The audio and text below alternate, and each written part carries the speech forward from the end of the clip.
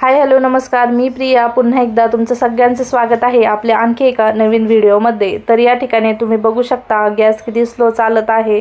तर बऱ्याचदा काय होतं की कालांतराने जास्त वेळ हे बर्नर यूज करून त्याच्यावरती अशा पद्धतीने कार्बन येतो, ज्याने की आपला गॅस चालण्यासाठी अगदी स्लो होतो आणि सिलेंडर सुद्धा लवकरच संपतं। तर हे प्रॉब्लेमचं सोल्युशन मी आज तुमच्यासाठी घेऊन आलेले आहे। फक्त एक वस्तू वापरायची आणि हे खराब झालेले बर्नर आपण अगदी स्वच्छ करणार आहोत, त्यामुळे तुमचा गॅस सिलेंडर सुद्धा जास्त दिवस टिकेल। तर बघा, सगळ्यात अगोदर काय करायचं आहे, आपल्याला लागणार आहे एखादा जुना ब्रश आणि टूथपेस्ट। जी कोणती टूथपेस्ट तुम्ही घरात वापरत असाल ती टूथपेस्ट तुम्ही या ठिकाणी वापरू शकता। तर सगळ्यात अगोदर हे जे काही बर्नर आहे म्हणजे ह्या वाट्या आपल्याला पाण्याने ओल्या करायच्या आहेत। म्हणजे नॉर्मल पाण्यानेच आपल्याला फक्त ओल्या करून घ्यायच्या आहेत, जेणेकरून ही टूथपेस्ट आपण त्याच्यावरती लावल्याच्या नंतर ते घासण्यासाठी अगदी सोपं होईल।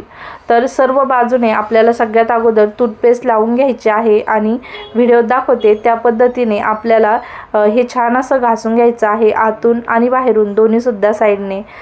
जर तुम्हाला हवा असेल तर तुम्ही लहान मुलांचा जो ब्रश असतो तो सुद्धा या ठिकाणी वापरू शकता, जेणेकरून तो छोटा असतो मग सर्व साईडला व्यवस्थित असा तो घासला जातो।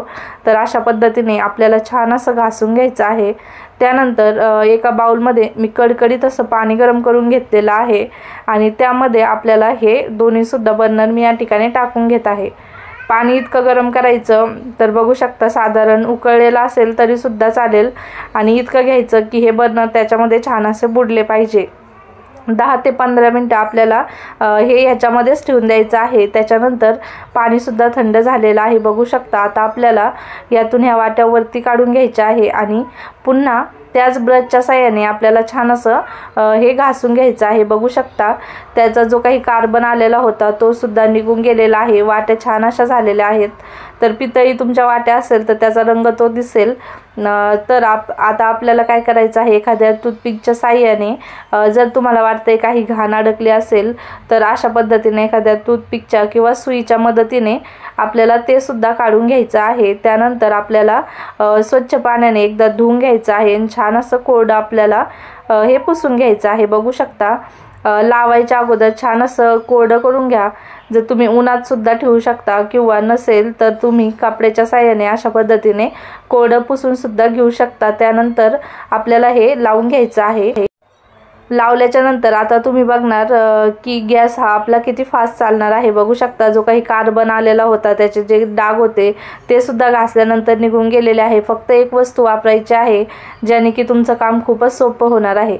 या ठिकाणी आता मी लावून घेतलेले आहे। बघू शकता जे काही बंद होते ते किती छान असे त्याचे ओपन झालेले आहेत छिद्र, आणि गॅस सुद्धा फास्ट चालायला लागलेला आहे।